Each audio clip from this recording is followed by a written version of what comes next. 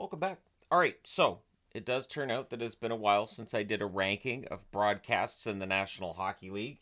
So I figured we'll do the top 16. Now, I'm just going to say most broadcasts of NHL games are very, very well done.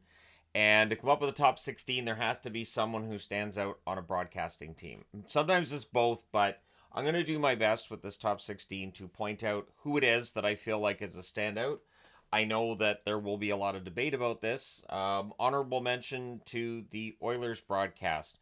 There have been times where I've talked about Jack Michaels, and how he can be really, really over the top, and it feels like that's got better over the last year. Either I'm getting more used to it, or it's not as pronounced as it was. But yeah, the Oilers, that to me gets an honorable mention. And again, there are very few broadcasts that I don't necessarily like.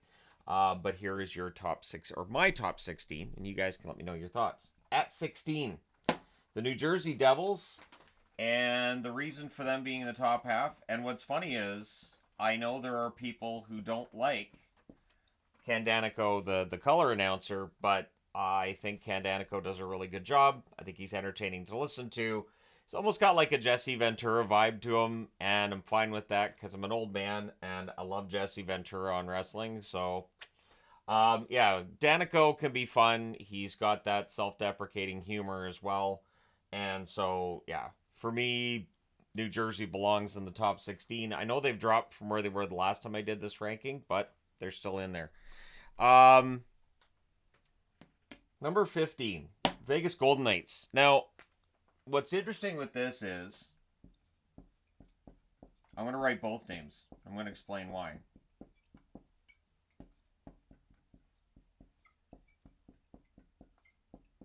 Dave Goucher and Shane Knighty. I believe it's Goucher. I don't think he pronounces it Goucher. I think it's Goucher. But he and Shane Knighty have very good chemistry together.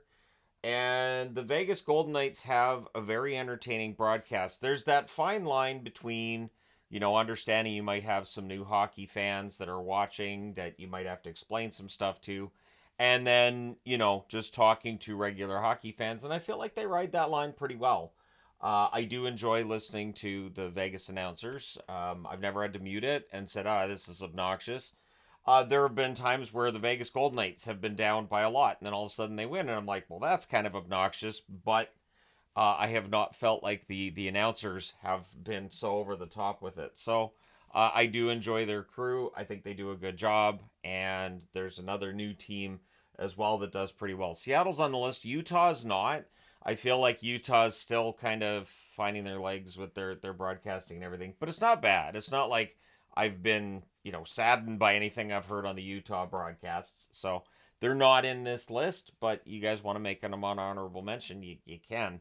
Most of them could honestly get an honorable mention. Number 14, Buffalo Sabres. And again, I absolutely love Rob Ray. I think Rob Ray is hilarious. I talked about Danico sounding kind of like Jesse Ventura. Rob Ray at times reminds me of Bobby Heenan. His voice, some of his cadences, and yeah, like he's being interviewed last night, not on Buffalo broadcast, of course, and they're showing highlight reel stuff, and he's like, it'll be mostly goals though, about his highlight reel stuff because Buffalo's putting him in their Hall of Fame. Rob Ray's a great guy. Rob Ray is an argument for having an enforcer's wing of the Hall of Fame. I've talked about that before, and I think it would be great. I know the Hall of Fame would never do it because it'd be a lot of fun, but Rob Ray just he's a lot. There's always stories Rob Ray's telling that I'm entertained by, and so for me he's the reason that they're in that top 14. Number 13. I do like Anaheim's broadcasts.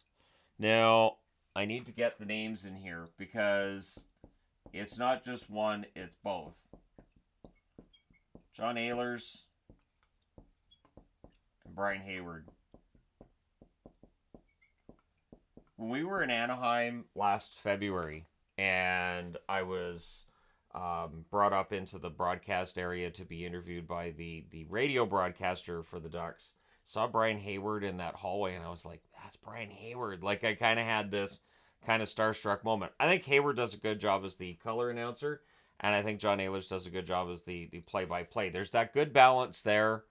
I don't find that, and again, with regional broadcasts, you understand there's going to be a bias that's baked in, but it shouldn't overwhelm said broadcast, and I don't feel like with Anaheim that it does. Now, one qualifier is Anaheim also isn't a very good team, so kind of easier for the broadcast teams to be, kind of casual and okay about it. When the games are more important and the team is better, we'll see if I'm as big a fan of the broadcast team then. I think I will be. I don't think people become less professional when a team gets more successful. Number 12. Yep. Now, the Boston broadcast for years has been maligned because people didn't like Jack Edwards. And I totally understand that. But now that he's out and it is Judd Surratt that is their play-by-play announcer, can we finally appreciate Andy Brickley for just kind of being a treasure? Andy Brickley, a lot of fun as a color announcer. And again, I know people didn't like Jack Edwards. I've never had Boston on any broadcast list that I've done before, but I feel like this year it's a good broadcast. I'm enjoying listening to it. And I'm not saying that as like a negative to Jack Edwards, but I totally understand. And if Jack Edwards was still in the booth, I don't think they're in the top 16. But Andy Brickley has always been an announcer that I've liked. I've always felt like he's kind of been weighed down because there's so many people with this negative impression of Jack Edwards. So, yeah, Boston, number 12 on my list. Number 11. Now, the Blues used to be higher. Absolutely used to be higher. I'm going to give credit where credit's due. Play-by-play announcer John Kelly, one of the best in the business. Does a fantastic job. The St. Louis Blues broadcasts are an easy listen. And this is where, like, it's TV and I know it's watching. But, yeah, the audio, what these announcers are saying is really important to making it better. And it is that balance between you hear them, but they're not overwhelming said broadcast. And John Kelly just does a really good job with the Blues.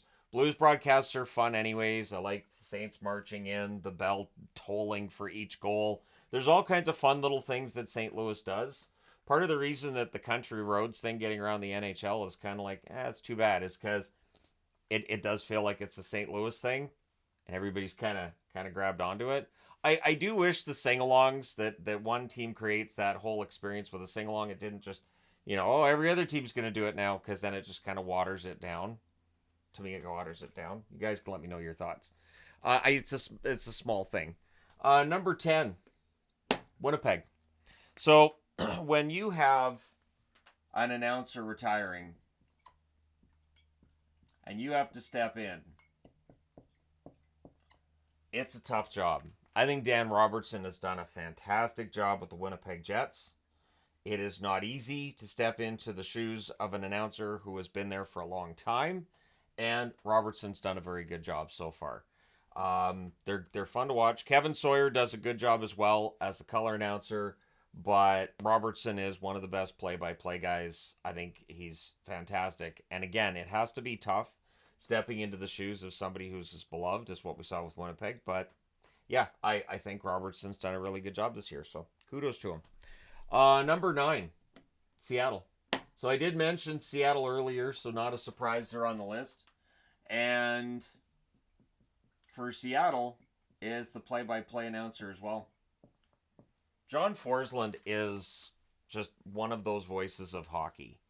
And the fact that Seattle got him, that he had been in Carolina, I think Carolina made a mistake letting him go at all.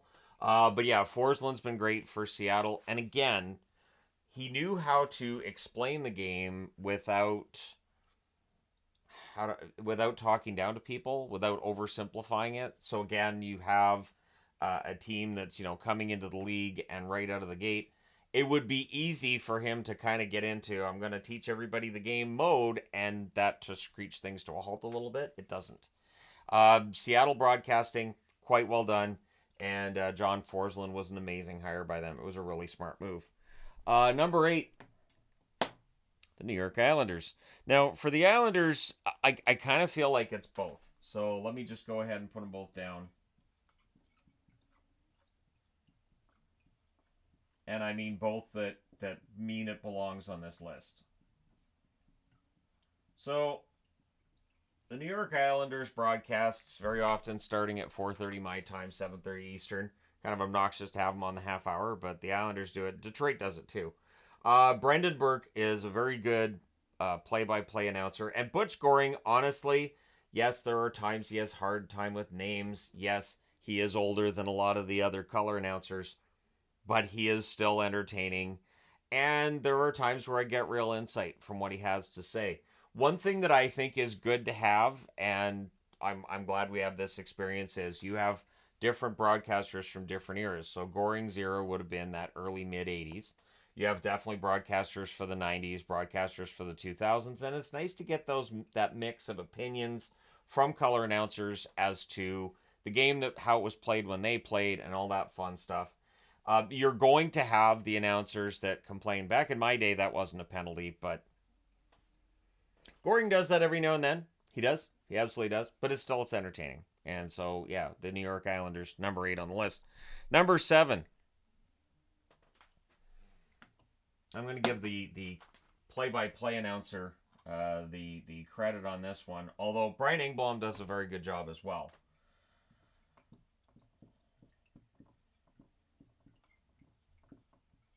Vancouver's own Dave Randorf. I have always been a fan of Dave Randorf right back in the sports page days right through until now. I think Randorf does a good job, and he calls the game with the right amount of excitement, and he is pretty neutral down the middle. He's absolutely pretty neutral down the middle. His battery mate there, Brian Engblom, is not as down the middle, but that's a regional broadcast. That's what you're going to expect. So to me, Randorf is the reason why they're in the top 7. They being the Tampa Bay Lightning, and their broadcasting. So yeah, Tampa Bay, number 7. Number 6. Oh, I just mentioned Vancouver, so why not throw Vancouver on the board? John Shorthouse has really grown into this role as the play-by-play announcer. Again, he's pretty down the middle for regional broadcasting personality. Dave Tomlinson is getting better. There were definitely some times last year where Tomlinson, it didn't flow quite as easily, and especially since you're trying to replace John Garrett. Good luck. They do have broadcasts as well with Ray Ferraro, but they're not most broadcasts. Most broadcasts are going to be Tomlinson. So I'm going with Shorthouse. Shorthouse makes it an easy watch, no matter who's with him in the booth. And I think he does an excellent job in the Vancouver market. Which brings me to number 5, Dallas. Everybody knows what name I'm writing now, don't you?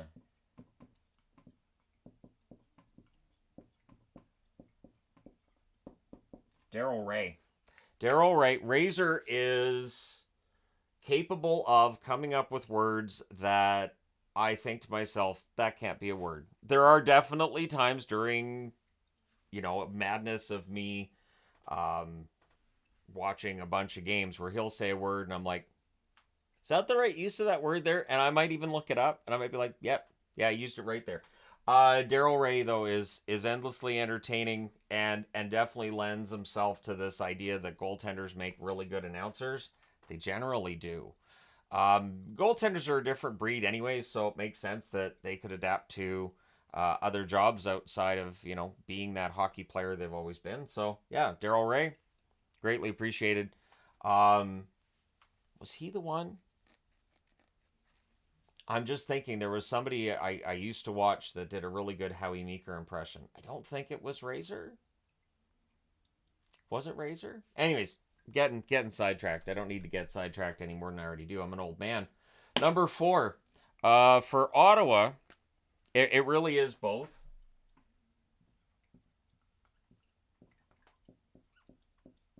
One of the reasons that people love TSN is Gord Miller as a broadcaster. I'm also going to throw some love the way of Jamie McLennan. McLennan is one of those broadcasters that I think has improved over the years as well. And Miller, when he started out as a play-by-play announcer, I thought he was kind of rough. And I'm talking about decades ago. And now he's really become one of the best play-by-play broadcasters that there is. I think if Sportsnet could bring in Gord Miller for the playoffs, I think they would. But of course, he's working for TSN. So yeah, Gord Miller, one of the absolute best. Ottawa may not be the best team. Maybe they never make the playoffs again, but at least with Gord Miller and Jamie McLennan, you have a very good broadcasting experience. And again, when I'm looking at these, I always think to myself, okay, so how quickly am I grabbing the remote to change channels? It is definitely quicker when it's a broadcast that I'm like, that's kind of grating to the ear. That kind of makes me want to just jump out that window right there and rethink my life. Number 3, got to be the Rangers. And, Joe Micheletti does a really good job, but I'm going to throw some love the way of Sam Rosen. Rosen, of course, he's retiring this year, and he has done a very good job. He is the voice of the Rangers. I do not envy the person that has to replace him, because good luck. But you are looking at it too, that if you do replace Rosen and you do a good job, you've got a guaranteed job for a while. The New York Rangers broadcasts are very entertaining, and really the whole experience of watching it, because I talk about the Rangers, and then I think about their goal song, and I think about just how their whole production's put together. So while I'm putting the names on the board, I'm also considering that part of it as well. Some of it's presentation. Some of it can be just having a really good studio reporter, really good beat reporter, somebody at ringside. Just everything put together. I wanted to put names on the board for broadcasters to discuss, but there is that entire experience as well when you're watching. Number 2, I would not have thought a year ago that Chicago would be number 2. And I want to talk about both of these guys, because did Chicago recognize that their announced team needed some work last year, or what? They go out, they take Rick Ball from the Calgary Flames. Rick Ball, loved watching Calgary Flames games. Calgary's not on the list, would have been on the list with Rick Ball still there. No offense to the play-by-play announcer now for the Flames, but I think Rick Ball does a very good job. And Darren Pang, you got Panger, like this is insane that they just poached both of them, and they've now got one of the best broadcast teams in the league, when last year there were times it was a bit of a tough listen. So yeah, Chicago got her done and did a pretty good job of creating what is arguably one of the best. So number 1 is, let's not be surprised. I even thought about wearing a Detroit jersey for this video, and then I thought, well, no, everybody's going to know. But everybody's going to know anyways. So it's not just Mickey either.